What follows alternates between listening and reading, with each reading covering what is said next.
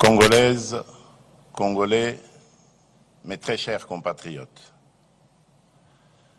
Dans la marche d'une nation, certains moments exigent davantage que la gestion du présent. Ils commandent d'envisager l'avenir avec lucidité et de le préparer avec courage. Lorsque les défis mettent à l'épreuve notre unité et notre destin collectif, nous devons savoir transcender nos clivages habituels, rassembler nos forces et transformer l'épreuve en une occasion de renouveau. C'est dans cet esprit de responsabilité, de rassemblement et de confiance en l'avenir que je m'adresse aujourd'hui à la nation. Depuis son accession à l'indépendance, notre pays a connu de grandes espérances, de remarquables élans de courage et des victoires dont nous pouvons être fiers. Mais il a également traversé des crises qui ont éprouvé son unité, affaibli ses institutions et retardé l'accomplissement de son destin collectif. À peine indépendante, notre jeune République fut confrontée aux sécessions, aux affrontements politiques, aux ingérences extérieures et aux luttes pour le pouvoir.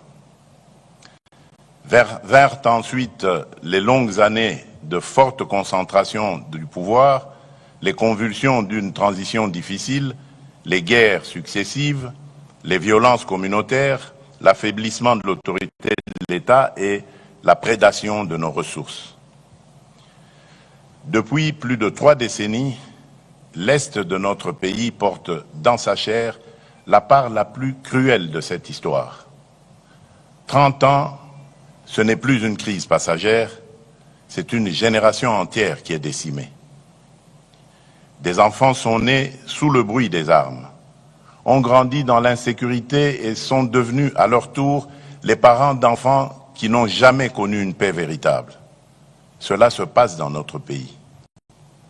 Des millions de nos compatriotes ont été tués, déplacés ou contraints à l'exil.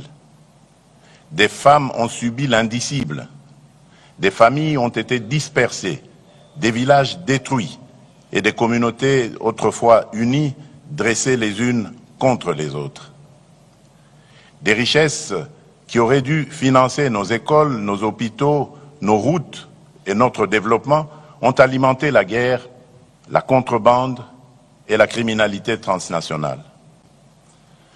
À Goma, Bukavu, Bunagana, Rutshuru, Masisi, Nyiragongo, Lubero, Beni, Djougou, Irumu, Calais, Uvira et dans tant d'autres territoires meurtris, des générations entières ont appris à vivre dans l'incertitude, à fuir dans l'urgence et à rebâtir sans cesse ce que l'agresseur et ses supplétifs venaient de détruire dans leur entreprise meurtrière. Pourtant, hier comme aujourd'hui, notre peuple a toujours résisté. Il a résisté par son courage, par sa foi et par son indéfectible attachement à l'unité nationale, porté par une conviction profondément enracinée, à savoir, malgré les épreuves, nous demeurons une seule nation, unis par une même communauté de destin. Car la République démocratique du Congo n'a jamais cessé de vivre dans le cœur de ses filles et de ses fils. C'est précisément cette fidélité à la République qui, chaque fois que la souveraineté, l'intégrité du territoire, l'unité nationale, la paix civile ou la stabilité des institutions étaient menacées, a conduit les Congolais à se retrouver autour d'une même table. Face aux armes, aux divisions et aux blessures de l'histoire, nous avons toujours su chercher, par la parole, le chemin du compromis. Le dialogue s'est ainsi imposé comme une voie du consensus, de la réconciliation et de la reconstruction nationale. Nous avons connu des tables rondes, des conférences, des concertations, des forums et des négociations. Certains de ces processus ont empêché notre pays de sombrer davantage. D'autres ont permis de restaurer les institutions, d'organiser des transitions, de mettre fin à des affrontements ou de rouvrir la voie démocratique. La Conférence nationale souveraine a porté une puissante aspiration à la démocratisation et à la vérité dans la gestion de l'État. Le dialogue intercongolais de Sun City a contribué à réunifier les institutions après des années de guerre et de partition de fait du territoire national. D'autres rencontres ont permis d'apaiser les tensions et de rapprocher des positions que tout semblait opposer. Ces processus ont produit des accords, des résolutions et des engagements importants. Pourtant, malgré ces avancées, les crises ont ressurgi, les blessures se sont rouvertes, de nouveaux groupes armés sont apparus, les tensions foncières et identitaires se sont aggravées et les réformes engagées n'ont pas toujours rendu l'État suffisamment présent et efficace dans la vie quotidienne de nos populations. Une question s'impose donc à notre conscience nationale. Pourquoi, 66 ans après l'indépendance, notre pays reste-t-il confronté aux mêmes fragilités, aux mêmes fractures et au retour régulier des mêmes crises? Pourquoi tant d'accords n'ont-ils pas encore produit une paix durable et irréversible? La réponse à cette interrogation ne réside ni dans la condamnation d'un camp, ni dans la mise en accusation d'une communauté ou d'une génération. Elle se trouve dans des fragilités plus profondes que nous devons examiner avec lucidité.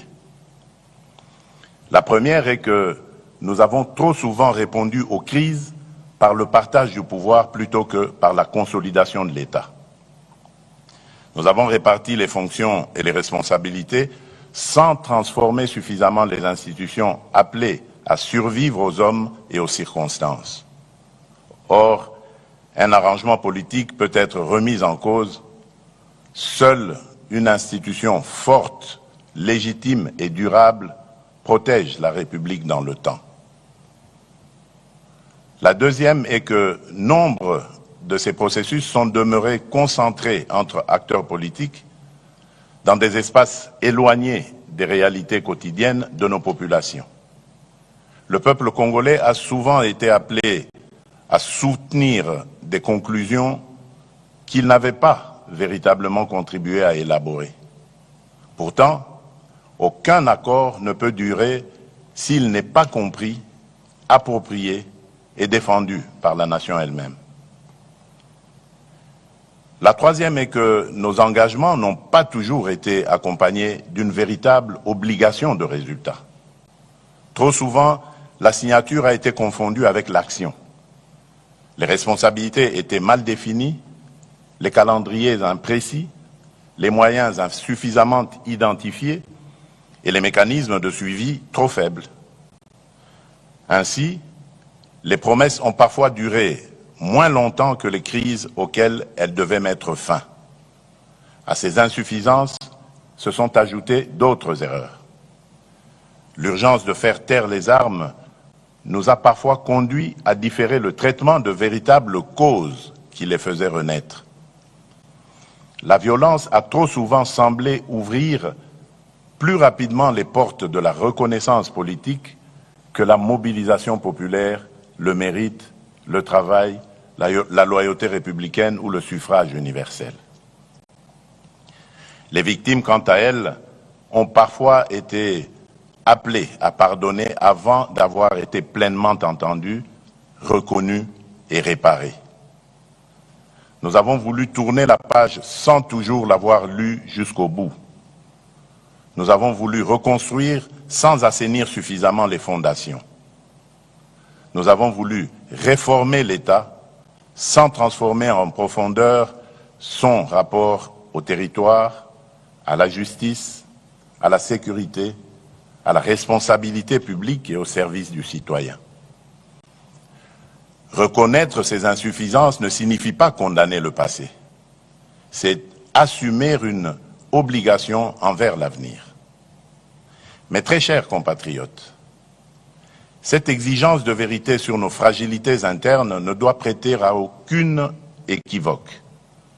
Reconnaître nos faiblesses, ce n'est pas absoudre ceux qui agressent notre pays.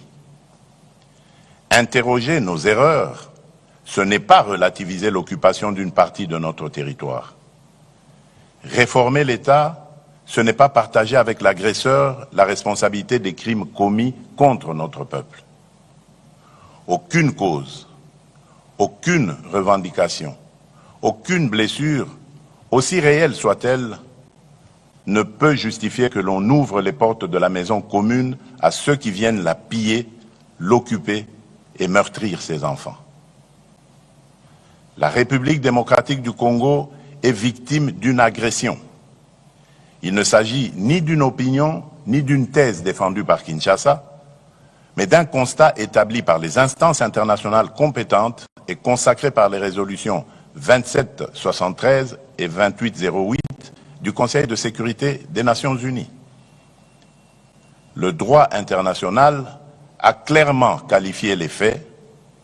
Des forces étrangères occupent illégalement une partie de notre territoire, tandis que des groupes armés y sèment la violence, imposent des administrations parallèles et pillent nos ressources.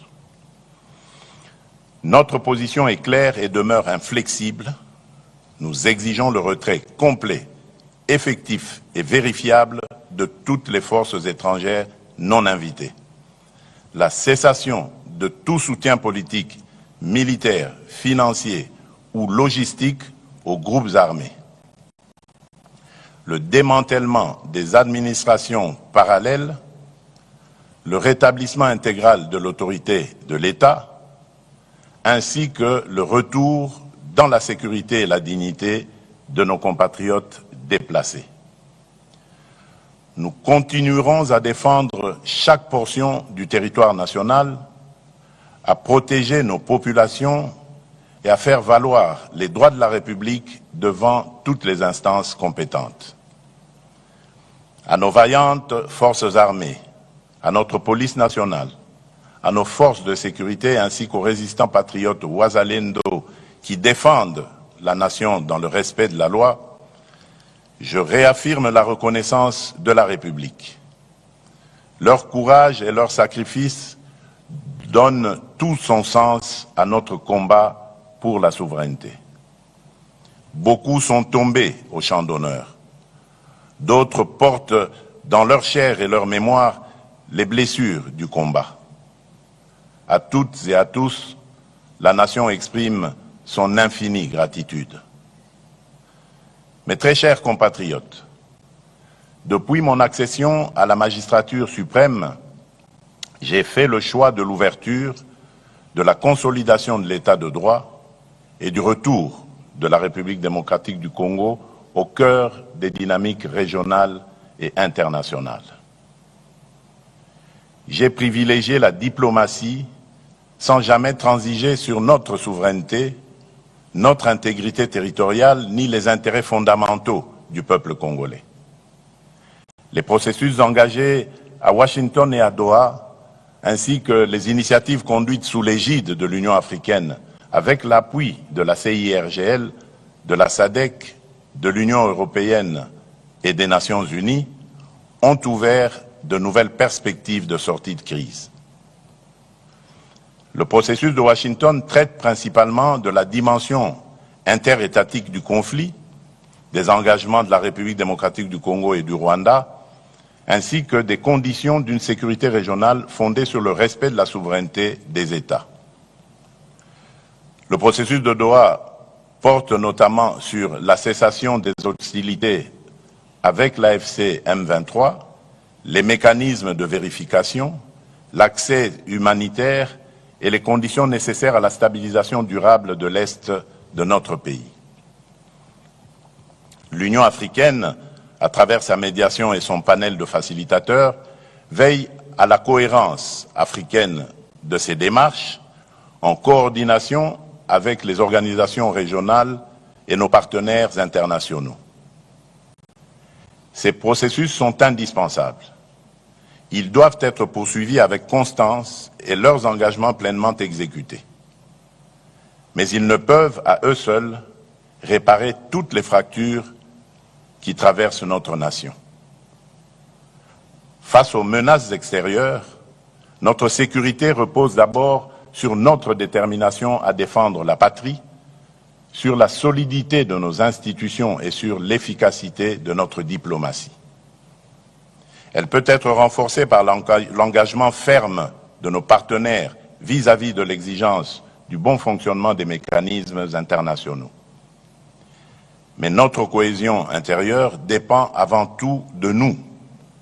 Elle demeure le fondement le plus sûr de notre souveraineté et la meilleure garantie de notre avenir. Les processus de Washington et de Doha peuvent soutenir nos efforts en faveur de l'assainissement des relations entre États, de la cessation des hostilités et de la stabilisation de l'Est. Mais aucun accord diplomatique ne peut définir à la place des Congolais la République que nous voulons bâtir, ni réconcilier durablement nos communautés sans leur pleine participation.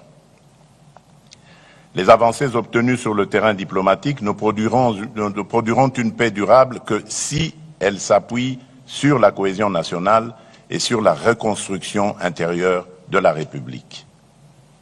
C'est pourquoi, après avoir consulté les institutions de la République, les forces politiques et sociales, les confessions religieuses, les autorités coutumières, les milieux scientifiques, plusieurs personnalités de notre pays ainsi que certains de mes pairs de la sous-région, j'ai décidé de convoquer le dialogue national pour la paix, la cohésion et la refondation de l'État. Ce dialogue est une initiative souveraine conçue par les Congolais et pour les Congolais, conduite sur le territoire national et orientée exclusivement vers les intérêts supérieurs de la nation. Il réunira les filles et les fils de notre pays autour d'un impératif qui dépasse nos personnes, nos partis et nos ambitions, à savoir défendre la République, consolider la paix, préserver l'unité nationale et protéger nos intérêts stratégiques. Il ne constituera ni une négociation avec l'agresseur ou ses supplétifs, ni un moyen détourné de remettre en cause le choix souverain du peuple exprimé par les urnes en 2023. Il ne saurait davantage conduire à la suspension des institutions de la République, lesquelles continueront d'exercer pleinement leurs prérogatives jusqu'au terme constitutionnel de leur mandat. L'ambition de ce dialogue est claire: permettre au peuple congolais de ne plus seulement répondre aux manifestations successives de nos crises, mais d'en traiter enfin les ressorts profonds. Pour y parvenir, nous devons cesser d'envisager l'avenir de la République à travers le seul prisme de nos appartenances politiques, de nos rivalités idéologiques et de nos sensibilités communautaires. L'intérêt supérieur de la nation doit prévaloir sur toute autre considération. La République nous précède, nous dépasse et nous survivra.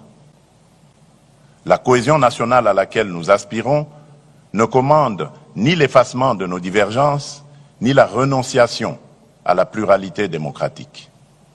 Elle se fonde sur le respect des différences et la liberté du débat et se mesure à notre capacité à défendre des projets distincts sans trahir la République, comme à vivre pleinement nos appartenances culturelles, linguistiques, provinciales ou politiques, sans jamais les placer au-dessus de notre commune citoyenneté congolaise.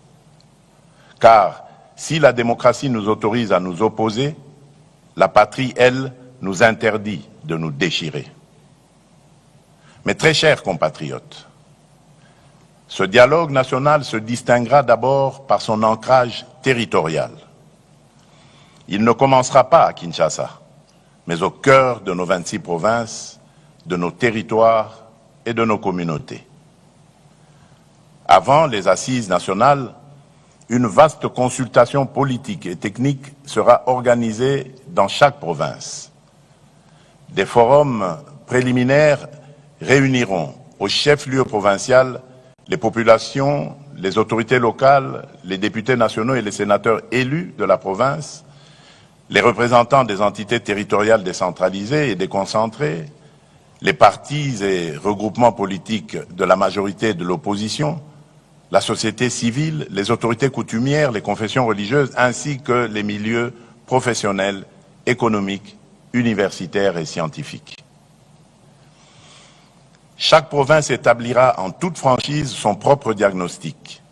Les causes de l'insécurité, les conflits fonciers et coutumiers, les tensions communautaires, les insuffisances administratives, les inégalités, les obstacles au développement et les réformes jugées nécessaires. La consultation associera également les institutions et services publics nationaux, les entreprises et établissements publics, les organisations des femmes, des jeunes, des travailleurs, des personnes vivant avec handicap et autres personnes vulnérables, les entrepreneurs, les agriculteurs, les enseignants, les chercheurs, les artistes, les professionnels de santé, les acteurs de l'économie informelle ainsi que la diaspora congolaise. Chaque entité consultée formulera ses priorités et ses propositions.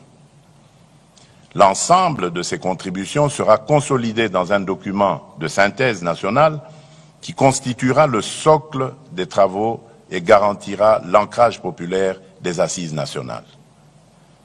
Ainsi, les assises de Kinshasa ne seront pas le point de départ du dialogue, mais l'aboutissement d'une parole recueillie à travers tout le pays. Le peuple congolais ne sera pas appelé à entériner les conclusions d'une négociation menée sans lui. Il sera la source, la conscience et le véritable auteur de ce processus. Les assises nationales réuniront des délégués reflétant la diversité politique, institutionnelle, sociale, territoriale et culturelle de la nation. Ce dialogue ne sera la priorité d'aucun parti, d'aucune institution, d'aucune confession religieuse, d'aucune personnalité ni d'aucune majorité politique. Il garantira une parole libre, contradictoire et responsable dans le respect de la Constitution, des lois de la République et de l'intérêt national. Telle sera sa différence. Une différence de méthode, d'ancrage et de nature. Toutefois, l'inclusivité ne signifie ni l'effacement des principes, ni la confusion des responsabilités. Nul ne sera exclu en raison de ses opinions, de ses critiques, de son appartenance politique, de son origine provinciale, de sa langue, de son ethnie ou de sa religion. Mais nul ne peut prétendre s'asseoir à la table de la nation tout en prenant les armes contre elle. Aucune arme ne conférera à son porteur un droit supérieur à celui que le suffrage reconnaît aux citoyens. Aucune conquête militaire ne pourra être convertie en légitimité politique. Aucun mouvement armé ne pourra invoquer l'inclusivité pour imposer par la force ce qu'il n'a pas obtenu par les voies démocratiques. Ne pourront donc pas participer à ce dialogue en qualité de composantes politiques ceux qui, à l'ouverture du processus, combattent par les armes l'ordre constitutionnel, occupent par la force une partie du territoire national, administrent illégalement des entités de la République ou agissent au service d'une puissance étrangère, en l'occurrence le Rwanda. Cette règle ne constitue pas une exclusion fondée sur les personnes, les opinions ou les appartenances. Elle exprime la réprobation de la nation à l'égard de ceux qui mènent la guerre contre la République, ses institutions et ses citoyens, tout en revendiquant les droits attachés à la vie démocratique. Le processus de Doha demeure le cadre approprié pour traiter avec l'AFC M23 des questions relatives à la cessation des hostilités, au désengagement, au cantonnement, au désarmement et aux autres modalités directement liées au conflit. Le dialogue national ne se substituera pas à ce processus. Il ne deviendra pas davantage une voie parallèle permettant d'obtenir par les armes ce que la démocratie et l'ordre constitutionnel n'ont pas accordé. Une voie de réintégration au sein de la communauté nationale restera néanmoins ouverte à ceux qui, à titre individuel, renonceront de manière sincère et vérifiable à leur engagement armé et à toute forme de violence et qui condamneront sans équivoque l'agression dont notre pays est victime. Leur prise en charge s'inscrira dans les mécanismes de désarmement, de démobilisation, de réintégration, de relèvement communautaire et de stabilisation, le PDDRCS, ainsi que dans les dispositifs de justice et de réconciliation. Mais attention, la paix ne saurait signifier l'impunité. Les crimes de guerre, les crimes contre l'humanité, les actes de génocide, les violences sexuelles graves et les autres crimes imprescriptibles ne pourront être effacés par une amnistie générale ni sacrifiés au nom d'un compromis politique. Nous ne construirons pas la réconciliation sur l'oubli. Nous ne laisserons pas davantage la vengeance, la haine ou la peur décider de l'avenir de nos enfants. Notre responsabilité sera de tenir ensemble deux exigences indissociables, ouvrir le chemin de la paix à celles et ceux qui renoncent sincèrement à la violence et garantir la justice à celles et ceux qui en ont été les victimes. Mes très chers compatriotes, afin que ce processus ne demeure pas une simple déclaration d'intention, je prendrai dans les tout prochains jours une ordonnance instituant le comité d'organisation du dialogue national pour la paix, la cohésion nationale et la refondation de l'État. Ce comité sera chargé d'assurer la préparation administrative, matérielle et logistique du dialogue et de veiller à ce que les préalables indispensables à sa bonne tenue soient réunis. À l'issue de ces travaux, il me soumettra un rapport préliminaire présentant ses conclusions et ses recommandations. Sur la base de ce rapport, je signerai une autre ordonnance convoquant le dialogue national. Celle-ci, donc cette ordonnance, en fixera les principes directeurs, les principales étapes, les modalités de représentation, ainsi que les mécanismes de suivi et de mise en œuvre de ces conclusions. Elle instituera également une commission préparatoire chargée de concevoir et d'organiser le processus, d'en proposer la feuille de route et de conduire les consultations techniques et politiques. Ces membres seront choisis pour leurs compétences, leur probité, leur indépendance d'esprit et leur attachement à l'intérêt national. Les confessions religieuses y seront représentées et contribueront par leur autorité morale, leur expérience et leur proximité avec les populations à instaurer la confiance et à favoriser le consensus. Les autres organes du dialogue, notamment le bureau et l'assemblée plénière, ainsi que leurs attributions et leurs modalités de fonctionnement, suivront par la suite. Le processus s'ouvrira par des consultations dans les provinces. Il se poursuivra par des assises nationales à Kinshasa, sur le territoire de la République. Car un dialogue congolais consacré à l'avenir du Congo doit se tenir au Congo sous la responsabilité des Congolais. L'ensemble du processus sera limité à une durée maximale de 3 mois. Il devra être suffisamment inclusif pour garantir une expression libre, pluraliste et représentative, tout en demeurant rigoureusement encadré afin de préserver l'enlisement, les manœuvres dilatoires et la dilution des responsabilités. Les assises devront aboutir à l'adoption d'un pacte national pour la paix, la cohésion et la refondation de l'État. Ce pacte ne sera pas une déclaration de principe sans lendemain. Ces conclusions seront réparties et mises en œuvre conformément aux compétences constitutionnelles de chaque institution. Ainsi, les engagements relevant du président de la République feront l'objet de décisions précises. Ceux qui relèvent du gouvernement seront traduits en actions assorties d'échéances, de moyens et d'objectifs mesurables.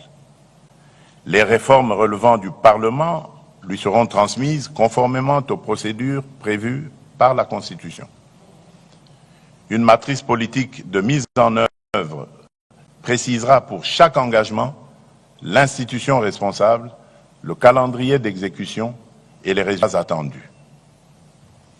Un mécanisme national de suivi sera institué et des rapports périodiques seront rendus publics. Chaque Congolaise et chaque Congolais devra pouvoir connaître les engagements exécutés, ceux qui restent à accomplir et les difficultés rencontrées. C'est par la transparence que nous reconstruirons la confiance. C'est par l'exécution que nous distinguerons ce dialogue de tous ceux qui l'ont précédé. Je compte également sur l'engagement des autorités coutumières, de la société civile et de l'ensemble des forces morales et sociales de la nation. Dans cette période décisive, leur ancrage auprès des populations sera essentiel pour contribuer à l'apaisement des tensions, au rapprochement des communautés et à la consolidation de la cohésion nationale. À notre invitation, les partenaires internationaux pourront accompagner la mise en œuvre des engagements nécessitant leur concours, notamment dans les domaines de la paix, de la reconstruction, de la justice transitionnelle, de la réforme du secteur de la sécurité et du développement, dans le respect de la souveraineté et des choix du peuple congolais. Mes très chers compatriotes, un dialogue sincère exige un climat politique serein. À cet effet, je donnerai instruction au gouvernement d'engager, en concertation avec les institutions compétentes et dans le strict respect de la séparation des pouvoirs, la préparation et la mise en œuvre des mesures de confiance et de décrispation politique. Conformes à la législation en vigueur, ces mesures devront préserver l'indépendance de la justice, garantir les droits des victimes et tenir compte des impératifs de sécurité nationale, tout en favorisant un débat apaisé dans lequel chacun pourra défendre ses convictions sans haine, intolérance ni violence.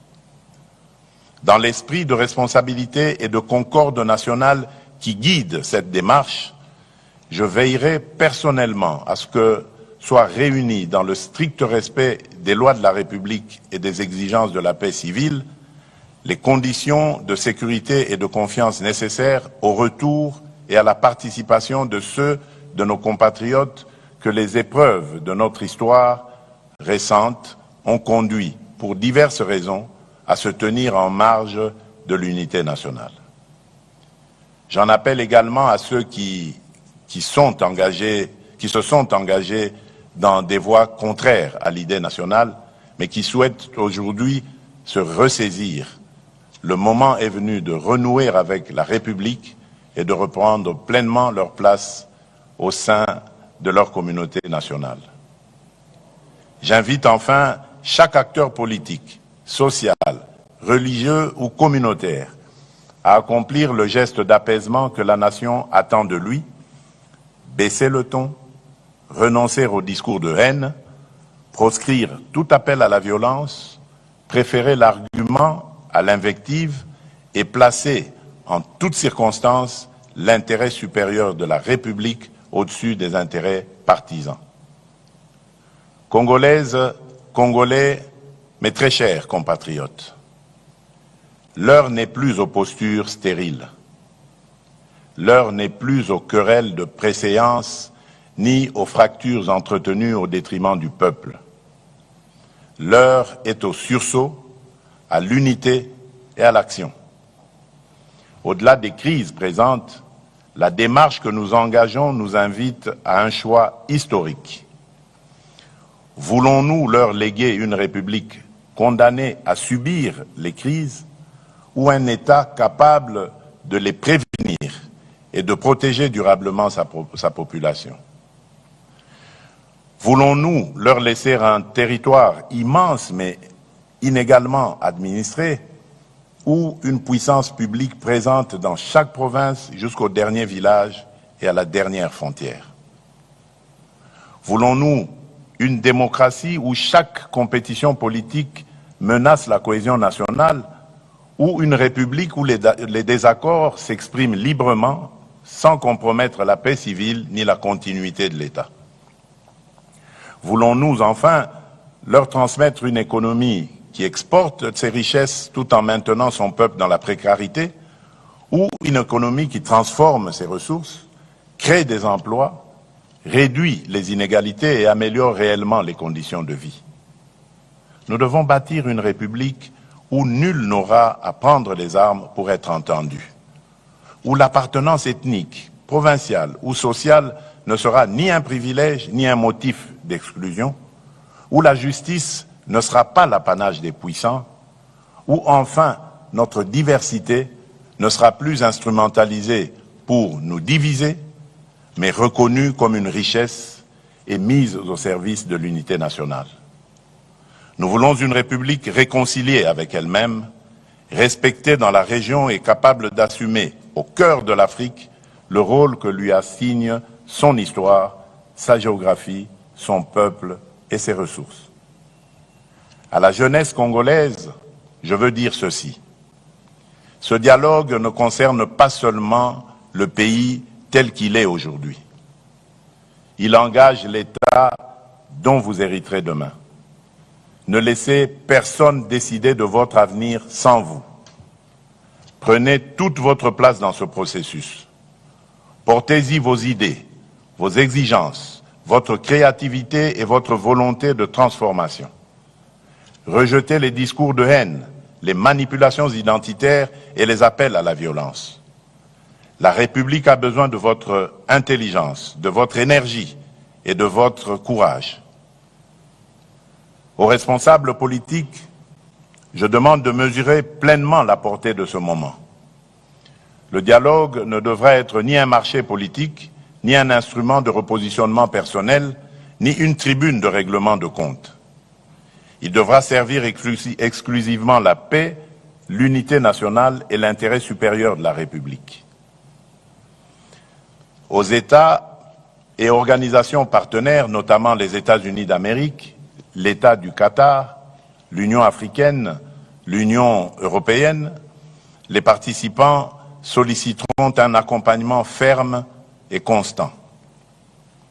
Celui-ci devra contribuer au retrait des troupes rwandaises du territoire congolais, au dépôt des armes par l'AFC M23 et à l'aboutissement des processus engagés à Washington et à Doha. Pour ma part, je prends devant la nation l'engagement de garantir l'indépendance, la représentativité et la sécurité de ce dialogue. Je veillerai à ce qu'il ne soit confisqué par aucun camp ni détourné de sa finalité. Je veillerai également à ce que ces conclusions ne se perdent ni dans les calculs politiciens, ni dans l'oubli. Elles devront être traduites en décisions, en réformes et en résultats concrets pour notre peuple. Nous avons hérité d'un pays immense, mais d'un État encore fragile. Nous n'avons pas choisi cet héritage, mais nous pouvons choisir ce que nous en ferons. Il nous appartient de transformer les souffrances d'hier en fondation pour demain et transmettre aux générations futures non pas un pays perpétuellement à reconstruire, mais un État solide, une nation unie et une république souveraine, pleinement maîtresse de son destin. C'est dans cet esprit que je déclare officiellement lancé le processus du dialogue national pour la paix, la cohésion et la refondation de l'État. Que vive l'unité nationale, que Dieu bénisse la République démocratique du Congo et son peuple. Je vous remercie.